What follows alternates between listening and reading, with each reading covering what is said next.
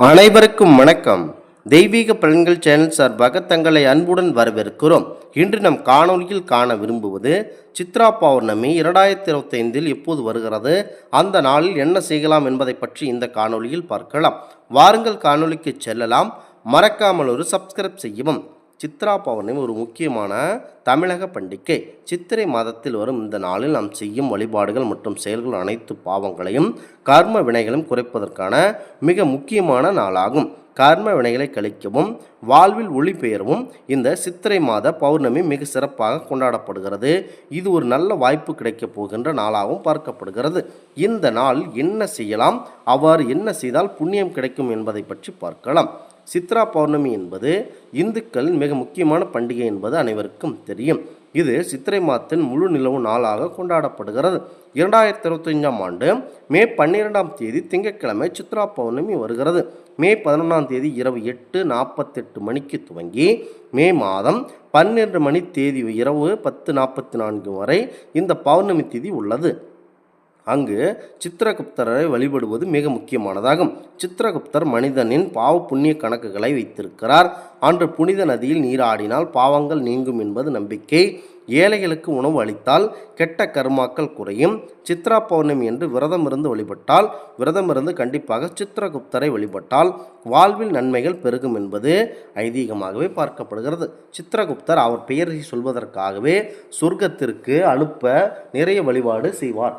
அதாவது ஒரு இறக்கும் தருவாயில் இருந்த ஒரு நபரை அவர் குளம், அதாவது குளம் வெட்டச் சொல்லி அந்த குளத்தில் மாடு தண்ணீர் குடித்ததால் அவர் பிறப்பில் இருந்து எந்த ஒரு நல்ல செயலும் செய்யாத காரணத்தினால் சித்திரகுப்தரின் நாமத்தை மட்டுமே அவர் தாயாரின் பேரில் சொல்லி வந்ததால் சித்திரகுப்தன் அவருடைய ஏட்டை எடுத்து பார்க்கும்போது இன்று இறக்க போகிறார் என்ற செய்தி தெரிந்தவுடன் உடனே சித்திரகுப்தன் அவன் கனவில் தோன்றி உடனே நீ கிணறு வெட்டுமாறு ஆணையிடுகிறார். அந்த இளைஞனும் அவ்வாறே அந்த கிணறை வெட்டுகிறார். அன்று முழுவதும் அந்த கிணற்றில் மாடுகள் ஒரு மாடு நீரை அருந்துகிறது. அப்போதே அவன் இறக்க நேரிடுகிறது. யமதர்மன் இவனுடைய பாவக்கணக்கு என்ன என கூறுகையில், இவன் வாழ்நாளில் ஒரு கிணறு வெட்டி இருக்கிறார், அதில் ஒரு பசு தண்ணீர் குடித்திருக்கிறது என கூற சித்திரகுப்தன் உடனே நீ சொர்க்கத்திற்கு செல்கிறாயா நரத்திற்கு செல்கிறாயா என யமதர்மன் கேட்க, நான் சொர்க்கத்திற்கு முதல் செல்லுகிறேன் என அந்த இளைஞன் சொல்ல உடனே சித்திரகுப்தன் ஆலோசனைப்படி அவ்வாறே கூறுகிறார். அப்பொழுது யமதர்மன் இவன் பாதி நாள் வரை சொர்க்கத்தில் இருக்க வேண்டும், மீதி நாட்கள் நரகத்தில் இருக்கும் என ஆணையிடுகிறார்.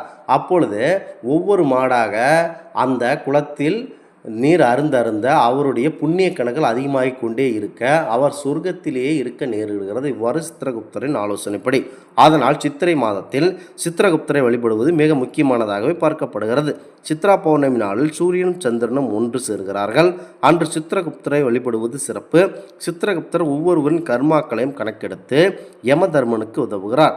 சித்ரா பௌர்ணமி என்று மக்கள் நதிக்கரையில் அல்லது ஏரிக்கரையில் சித்திரகுப்தருக்கு பூஜை செய்வார்கள். சித்ரா பௌர்ணமி என்று விரதம் இருப்பது வழக்கம். காஞ்சிபுரத்தில் உள்ள சித்திரகுப்தர் கோவிலில் அதிகமான பக்தர்கள் வழிபடுவார்கள். நல்ல மாற்றம் மற்றும் கெட்ட கர்மாக்கள் சமநிலை தவறினால் மீண்டும் பிறப்பு எடுக்கும் நிலை ஏற்படக்கூடாது மற்றும் நல்ல பிறப்பு ஏற்படும் என்பது நம்பிக்கை. ஒரு முறை தேவர்கள் தலைவனான இந்திரன் தேவர் குருவான குரு பிரகஸ்தியை அவமதித்தான். அதனால் இவர்களுக்கு இடையே மிகப்பெரிய சண்டை ஏற்பட்டது. குறிப்பாக குரு பிரகஸ்பதி இந்திரனை பூமிக்கு சென்று பாவங்களை குறைக்கச் சொன்னார். இந்திரனும் குருவின் சொல்லபடி பூமிக்கு வந்தார். பூமியில் கடம்ப மரத்தின் கீழ் ஒரு சிவலிங்கத்தை கண்டான். சிவபெருமான் தான் தனது பாவங்களை குறைக்க உதவுவார் என கூறியது என்பதை உணர்ந்தான். உடனே தாமரை மலர்களை கொண்டு சிவபெருமானை வழிபட்டார். இந்த சமயம் சித்திரை மாத பௌர்ணமி என்று மதுரையில் நடந்தது. அதனால் பக்தர்கள் மதுரையில் உள்ள மீனாட்சி அம்மன் கோவிலில் அன்று பூஜை செய்கின்றனர். சித்ரா பௌர்ணமி என்று பூஜை செய்தால் கெட்ட கர்மாக்களில் இருந்து விடுபடலாம். தவறான செயல்கள் செய்யாமல் கண்டிப்பாக உண்மையான நேர்வழியில் நடக்க வேண்டும் என்பதை இந்த நாள் நமக்கு நினைவூட்டுகிறது. மனதில் உள்ள எதிர்மறை எண்ணங்களை நீக்க கடவுளிடம் பிரார்த்தனை செய்ய வேண்டும். பாவங்களை போக்கவே சித்ரா பௌர்ணமி பூஜை செய்யப்படுகிறது. சிலர் யாகம் செய்து மந்திரங்களையும் செய்து கடவுளை மகிழ்கின்றனர். சித்ரா பௌர்ணமி என்று புனித நதிகளில் நீராடினால் பாவங்கள் நீங்கும் என்பது நம்பிக்கை. கிரகதோஷங்கள் உள்ளிட்டது சித்திரகுப்தரை வழிபட்டால் அதன் தாக்கம் குறையும். அன்று எண்ணெய் மற்றும் கர்ம காரியமங்கள் காரமான உணவுகளை தவிர்த்து ஒரு நாள் முழுவதும் விரதம் இருப்பார்கள். ஏழைகளுக்கு உணவு மற்றும் உடைகளை தானம் செய்வார்கள்.